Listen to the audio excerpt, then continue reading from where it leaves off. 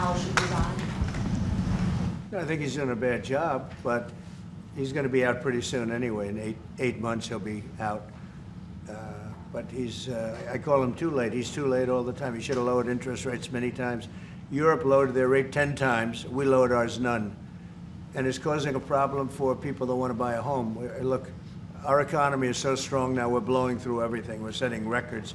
You know that, you see that. And whether it's the Philippines or anyone else, we're setting records at levels that nobody's ever seen before. But you know what? People aren't able to buy a house because this guy is a numbskull. He keeps the rates too high and probably doing it for political reasons. The only time I remember him cutting rates, I mean, he cut the rates just before the election to try and help Kamala or whoever he was trying to help. He probably didn't know.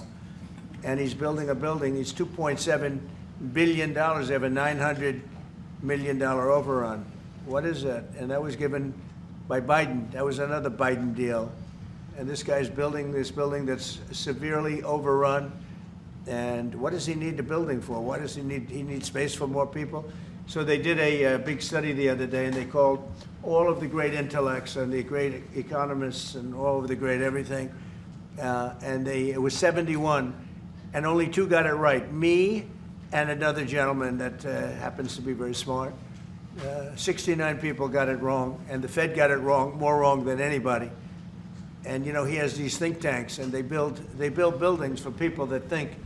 And it's really not thinking. It's a little bit of combination of thinking, but it's something you sort of have or you don't have. They don't. The job he's done is just terrible.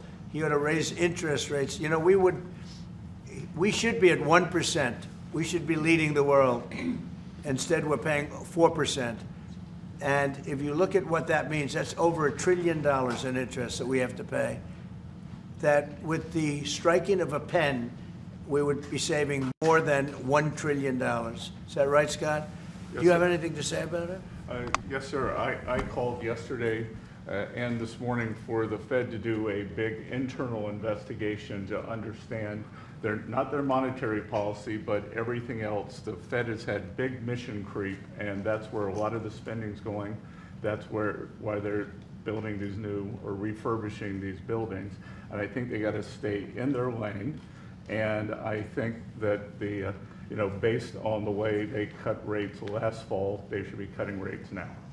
It's inconceivable. I know the Fed very well that they can be spending $2.7 billion to build a building.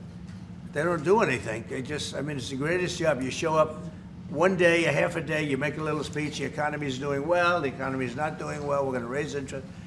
And he's got it wrong. That's why I call him too late, T-O-O, too late. And it's really too bad. But it is affecting people that want to buy houses, and that shouldn't happen. And you know, he should lower them. Those rates should be 3 points lower. That's what they should be, 3 points lower, maybe more than that.